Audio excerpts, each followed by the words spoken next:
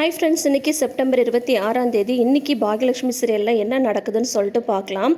ஒவ்வொருத்தருக்கு ஒவ்வொரு பிரச்சனை இருக்கும்போதே அவங்கவுங்க இஷ்டத்துக்கு எல்லாரும் பண்ண ஆரம்பிக்கிறாங்க.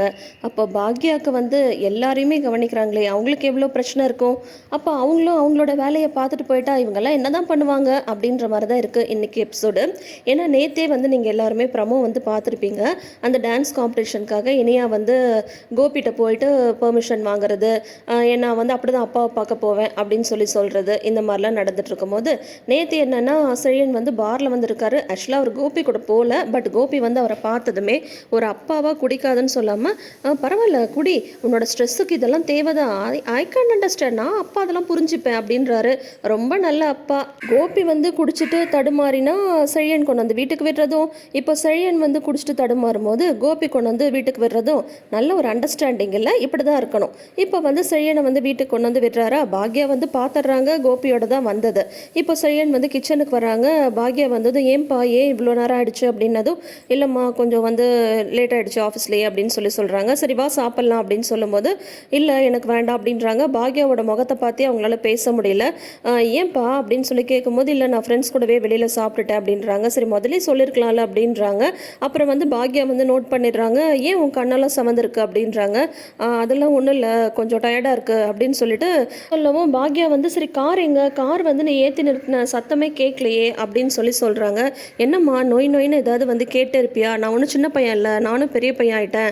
கார் நான் ஃப்ரெண்டு கூட வெளியில் போனேன், அதனால் கார் ஆஃபீஸ்லேயே இருக்குது, இப்போ என்ன அதுக்கு அப்படின்னு சொல்கிறாங்க. இவர் இப்படி பேசினதுமே பாக்யா கண்டுபிடிச்சிடுறாங்க. என்ன சரியா குடிச்சிருக்கியா அப்படின்னு கேட்குறாங்க. உடனே அவர் அமைதியாக இருக்கார். அப்போ நீ குடிக்க மாட்டேன்னு சத்தியம் பண்ணி கொடுத்ததெல்லாம் பொய்யா, ஏன்டா இப்படி பண்ணுற அப்படின்னு சொல்கிறாங்க.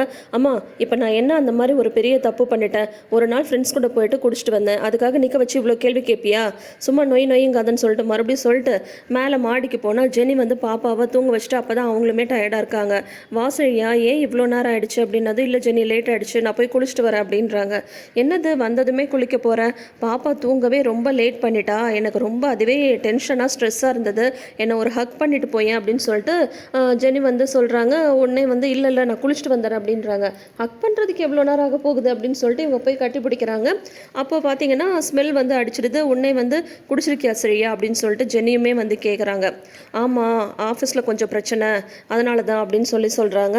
அதுக்காக இந்த மாதிரி குடிப்பியா சரியா, நான் தான் சொன்னல அதெல்லாம் ஒரு பெருசாக எடுத்துக்காதுன்னு சொல்லிட்டு, ஏன் சரி அப்படி பண்ணுற அப்படின்னதும், ஏய் ஜெனி இப்போ தான் கீழே அம்மா நோய் நோயின்னு கேள்வி கேட்டாங்க, நீயும் அதே மாதிரி கேட்குற அப்படின்னதும், ஓ அப்படின்னா ஆன்ட்டிக்கு தெரிஞ்சிடுச்சா, ஏன் சரியா ஆன்ட்டி எவ்வளோ வருத்தப்படுவாங்கல்ல, ஏற்கனவே அவங்க ஏகப்பட்ட பிரச்சனையில் இருக்காங்க, இதில் நீயும் உன்னோட சைடுக்கு பிரச்சனை கொடுக்காத அப்படின்னதும், போதும் ஜெனி நிப்பாட்டு, நானும் ஒன்றும் சின்ன பிள்ளை கிடையாது, சும்மா 2 பேரும் ஆளாளுக்கு நிற்க வச்சு கேள்வி கேட்டுட்டு இருக்கீங்க, நான் என்ன பண்ணுறேன்னு எனக்கு தெரியும், ஒரு மனுஷனுக்கு ஏதாவது ஒரு பிரச்சனைன்னா இந்த மாதிரி ஃப்ரெண்ட்ஸ் கூட போயிட்டு வரல என்ன தப்பு இருக்குது, இதே மாதிரி மாற்றி மாற்றி கேள்வி கேட்காதீங்க அப்படின்னு சொல்லிட்டு போகிறாங்க. உடனே ஜெனி திட்டுறாங்க. ஓ அப்போ உனக்கு பிரச்சனைனா நீ இந்த மாதிரி செஞ்சுட்டு வருவேன், நாங்கள் எதுவுமே கேட்கக்கூடாது அப்படி தானே அப்படின்னதும், நான் போகிறேன் அப்படின்னு சொல்லிட்டு அவர் உடனே ஒரு பாட்டி குளிக்க போயிடுறாரு.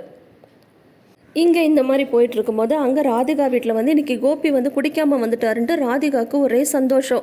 உட்கார வச்சு டிஃபன் பரிமாறுறாங்க. இன்னும் சாப்பிடுங்க இன்னும் சாப்பிடுங்க அப்படின்ட்டு, ரொம்ப தேங்க்ஸ் கோபி, என் வார்த்தைக்கு மரியாதை கொடுத்து இன்றைக்கி நீங்கள் குடிக்காமல் வந்ததுக்கு அப்படின்னு சொன்னதும், ஏய் சேச்சே நோ ப்ராப்ளம் ராதிகா, நீ ஃபீல் பண்ணுற மாதிரி இனிமேல் நான் எப்போவுமே நடந்துக்க மாட்டேன், ஆனால் இன்னொரு விஷயம் உங்ககிட்ட சொல்லணும் அப்படின்னது, என்ன அப்படிங்கும்போது, இன்றைக்கி நான் செந்தில் கூட தான் பாருக்கு போயிருந்தேன், அப்போ பார்த்தா அங்கே செழியனை பார்த்தேன், அவன் ஃப்ரெண்ட்ஸ் கூட வந்திருந்தா கூட நான் பேசாமல் வந்திருப்பேன், ஆனால் பாவம் குழந்தை தனியாக உட்காந்து குடிச்சிட்டு இருந்தா, எப்படி பாருங்கள் குழந்தை தனியாக உட்காந்து குடிக்குதான், எந்த குழந்தை பாரில் போய் குடிச்சிட்ருக்கு, பக்கத்தில் போய் உட்காந்து கேட்டதும் ஆஃபீஸில் நிறைய பிரச்சனை, அதனால் அந்த ஸ்ட்ரெஸ்ஸனால் குடிக்க வந்தேன் அப்படின்னு சொல்கிறான். பாவம் என்ன பண்ணுறது, நான் அப்புறம் உட்காந்து அதெல்லாம் ஒன்றும் இல்லை, அதெல்லாம் நீ பெருசாக எடுத்துக்காதுன்னு நான் ஆறுதல் சொல்லிட்டு வந்தேன், இந்த வீட்டில் ஒருத்தி இருக்காளே அந்த பாக்யலக்ஷ்மி என்னமோ பெருசாக பேசுவா, எல்லாரையும் நான் தான் பார்த்துக்கிறேன், எல்லா விஷயத்தையும் நான் சொல்லாமலே புரிஞ்சுப்பேன் அப்படி இப்படின்னு பில்டப் கொடுக்குறாள்ல, அவள் இருக்கால்ல, அவள் சமைக்க மட்டும்தான் லாய்க்கு, பசங்களோட மனசெல்லாம் அவளால் புரிஞ்சிக்கவே முடியாது, பசங்க முகத்தை பார்த்ததுமே கண்டுபிடிக்க மாட்டாளா,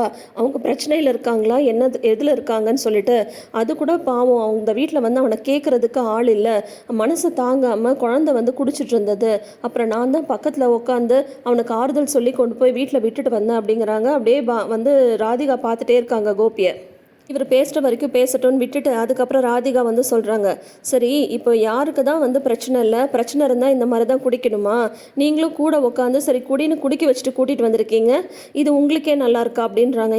அவன் வந்து நான் என்ன வேணும்னே வந்து இது பண்ணனா, நான் என்னமோ வந்து அவனை பாரை கூட்டிகிட்டு போகிற மாதிரி சொல்கிறேன், அவன் வந்து அங்கே இருந்தால் நான் பார்த்துட்டு என்ன ஏதுன்னு கேட்டுட்டு ஆறுதல் சொல்லிட்டு வந்தேன், அவ்வளோதான் அப்படின்னு சொல்கிறாங்க. சரி நான் ஒன்று கேட்குறேன், ஏன் உங்களுக்கு வந்து ஆஃபீஸில் வந்து பிரச்சனை இல்லையா, ஏன் எனக்கு வந்து ஆஃபீஸில் வந்து பிரச்சனை இல்லையா அப்படின்னதும், ஐயோ நாளைக்கே உங்கள் க்ளவுட் கிச்சனில் ஏதாவது பிரச்சனை பண்ணால் நீங்களும் இந்த மாதிரி போய் குடிக்க ஆரம்பிச்சிடுவீங்களா, வீட்டில் இருக்கிறவங்க கிட்ட டிஸ்கஸ் பண்ண மாட்டிங்களா, இல்லை நான் ஒரு விஷயம் வந்து சொல்கிறேன், உங்களுக்கு பிரச்சனை அப்படின்றது வீட்டில் இருக்கிறவங்களுக்கு எப்படி தெரியும், சொன்னால் தானே தெரியும், சொல்லாமலே வந்து கேட்குறதுக்கு ஆள் இல்லை அப்படின்னு சொன்னால் எப்படி புரியும், நீங்கள் வந்து என்னமோ சொல்கிறீங்க, சரி எனக்கு வந்து பிரச்சனை அப்படின்னதும் பாக்யாவுக்கு வந்து சொல்லாமலே தெரியாதான்னு சொல்கிறீங்க, இதுக்கு முன்னாடி உங்கள் ஆஃபீஸில் வந்து பிரச்சனை வந்ததே, அப்போ என்ன உங்கள் அம்மாவுக்கு வந்து நீங்கள் சொல்லாமல் தான் தெரிஞ்சதா, அந்த பிரச்சனை வந்து டு த கோர் போனதுக்கப்புறம் தானே உங்கள் அம்மாவுக்கு வந்து தெரிஞ்சது, அப்போ கூட வந்து அவங்கள அதுலேருந்து மீட்டுட்டு வந்தாங்க, நீங்களாக தானே வந்து வெளியில் வந்தீங்க, அதே மாதிரி தான் நீங்களே என்னென்ன சின்ன குழந்தைங்களா, உங்களுக்கு ஆஃபீஸில் பிரச்சனை அப்படின்ற மாதிரி தான் அவங்கவுங்க தான் பார்க்கணும், இன்னும் பாக்யா வந்து இவங்களுக்குலாம் சின்ன குழந்தைங்க மாதிரி சமைச்சு போட்டு பார்த்துக்கிற பெரிய விஷயம், இதில் ஆஃபீஸில் இருக்கிற பிரச்சனையை வேற வந்து பாக்யா வந்து பார்க்கணுமா, எனக்கு கூட தான் ஆஃபீஸில் பிரச்சனை இருக்குது, அதுக்காக நான் போய் குடிச்சிட்டு வந்தால் ஒத்துப்பீங்களா, ஏன் பாக்யாவுக்கு ப்ராப்ளமே இல்லையா, அதுக்காக அவங்க போய் குடித்தா எல்லாரும் ஒத்துப்பீங்களா, என்ன பேசுகிறீங்க நீங்கள் அப்படின்னு சொன்னதும், லேடிஸும் ஜென்ஸும் ஒன்றா அப்படின்னதும், அது என்ன லேடிஸ் வேறு ஜென்ஸ் வேறுன்னு சொல்லி பேசுகிறது, அப்போ ஜென்ஸுக்கு வந்தால் மட்டும்தான் பிரச்சனையா, லேடிஸ்க்கு வந்தால் அது வந்து பிரச்சனை கிடையாதா, நீங்கள் பண்ணுறது கொஞ்சம் கூட சரியில்லை கோபி, குடிக்காதுன்னு சொல்லாமல் நீங்கள் என்னென்னா கூட உட்காந்து குடிக்க வச்சு கொண்டு போய் வீட்டில் விட்டு வந்தேன்னு பெருமை பேசிட்டு இருக்கீங்க அப்படின்னு திட்டிட்டு போறாங்க ராதிகா.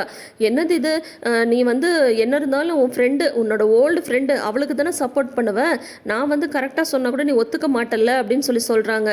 உடனே வந்து ஃப்ரெண்டு இல்லைன்றது கிடையாது, பிரச்சனைன்னு சொல்லிட்டு யாருக்கு இருக்கோ அந்த பிரச்சனையை அவங்க தான் ஃபேஸ் பண்ணணும், அவங்களுக்கு பதில் இன்னொருத்தவங்க வந்து அதை ஏற்றுக்க முடியாது, புரியுதா, முதல்ல அதை புரிஞ்சுக்கோங்க அப்படின்னு சொல்லிட்டு ராதிகா வந்து எழுந்து போயிடுறாங்க. இங்கே அடுத்த நாள் காலையில் வந்து பார்த்தீங்கன்னா பாக்யா வந்து கிச்சனில் இருக்காங்க. அப்போ ஜெனி வந்து வெஜிடபிள்ஸ் கட் பண்ணி கொடுத்துட்ருக்காங்க. இப்போ செல்வி வந்து இன்னும் சரியா இந்த எந்திரிக்கலையா அப்படின்னு கேட்டதும் முடிச்சிட்டாங்க அப்படின்னு சொல்கிறாங்க. சொல்லிவிட்டு உடனே பாக்யாட்ட சொல்கிறாங்க, சாரி ஆண்டி, நேற்று செலியன் வந்து குடிச்சிட்டு உங்ககிட்ட கொஞ்சம் ஹார்ஷாக பேசிட்டானாமே அப்படின்னு சொல்கிறாங்க.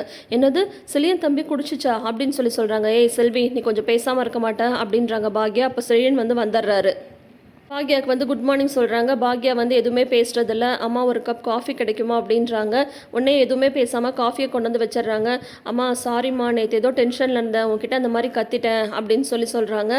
நீ எதுக்குப்பா சாரியெல்லாம் வந்து சொல்கிற, உனக்கு வந்து காலையில் நீ நார்மலாக இருந்தால் நீ வந்து பேசுவ, நைட்டு வந்து நீ வேறு எங்கேயோ போய்ட்டு எதையோ சாப்பிட்டுட்டு வந்து நீ வந்து டென்ஷனாக வந்தால் என்கிட்ட வந்து கத்துவ, நீ எதுக்குப்பா அந்த மாதிரிலாம் இது பண்ணணும் அப்படின்னு சொல்லும்போது உடனே செழியன் வந்து சொல்கிறாங்க. செல்வி வந்து கேட்குறாங்க, ஏன் தம்பி, ஏற்கனவே உங்கள் அம்மாவுக்கு எவ்வளவோ பிரச்சனை இருக்குது, இதில் நீங்கள் வேறு பிரச்சனை கொடுக்கணுமா அப்படின்னு சொன்னதும் பாக்யா வந்து செல்வி திட்டுறாங்க. செல்வி முதல்ல இங்கேருந்து போ, நீ போய் மேலே போய் துணி காய போடு அப்படின்னது, ஏன்க்கா உன் வீட்டு பிரச்சனை எனக்கு தெரியக்கூடாதா, எனக்கு தான் எல்லாமே தெரியுமே அப்படின்னு சொல்கிறாங்க.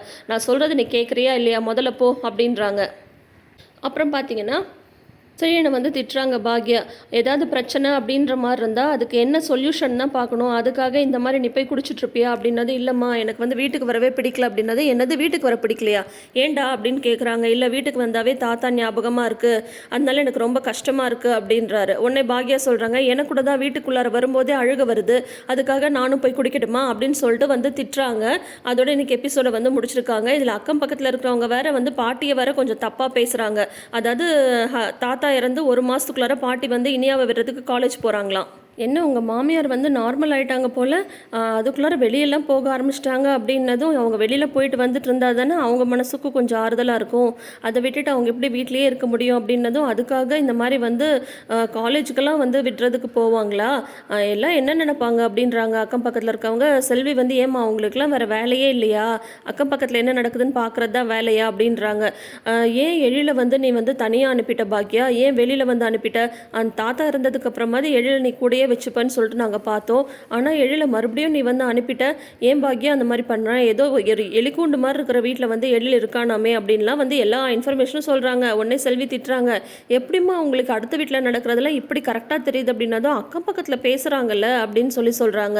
இந்த பாருங்கள், எனக்கு வந்து ரெஸ்டாரண்ட்டுக்கு போகிறதுக்கு வேலை இருக்குது, நான் ஒன்று எழில வந்து நானாக வீட்டில் விட்டு வெளியே போ அப்படின்னு சொல்லிட்டு அனுப்புனேன்னா சண்டை போட்டு ஒன்றும் அனுப்பலை, அவனுக்கு இப்போது ஒரு தனிமை தேவை, இப்போ இவன் தனியாக இருக்கிறது தான் நல்லது அவனோட ஃப்யூச்சருக்குன்னு சொல்லிட்டு தான் அனுப்பியிருக்கேன். அவன் எப்போ வேணால் எங்கள் வீட்டுக்கு வந்துடுவான் அப்படின்ட்டு பாக்யா வந்து சொல்கிறாங்க. அது இருக்கட்டும், என்ன இருந்தாலும் உன் மாமியார் இந்த மாதிரி வெளியில் போகிறதெல்லாம் சரியில்லை அப்படின்றாங்க. இப்போ நீங்கள் என்ன சொல்ல வரீங்க? ஆமாம், அவங்க வந்து வருத்தத்தில் தான் இருக்காங்க. அதுக்காக நான் ஒரு பக்கம் ரெஸ்டாரண்ட் போயிடுறேன், சரியா ஒரு பக்கம் வேலைக்கு போயிடுறான். ஜெனிக்கு குழந்தைய பார்க்கவே சரியாக இருக்குது. இவங்க பாட்டிக்கு இவங்க தனியாக உட்காந்து அழுதுட்ருக்கணுமா? கொஞ்சம் வெளியில் அங்கே இங்கே போயிட்டு வந்தால் தானே அவங்க மனசும் மாறும். இதெல்லாம் நீங்கள் புரிஞ்சுக்கவே மாட்டிங்களா அப்படின்ட்டு அவங்கள வேற சமாளித்து அனுப்புகிறாங்க பாக்யா. இப்போ பார்த்தீங்கன்னா பாக்யாவை சுற்றி சுற்றி ஒவ்வொன்றா வந்து ப்ராப்ளமாக க்ரியேட் ஆகிட்டுருக்கு. இல்லை சரியா ஒரு பக்கம் அவர் பங்குக்கு பிரச்சனை கொடுக்குறாரு. இனியா வந்து இனிமே தான் ஒரு 7:30 வந்து இழுத்துட்டு வந்து பிரச்சனையை ஆரம்பிக்க போகிறாங்க.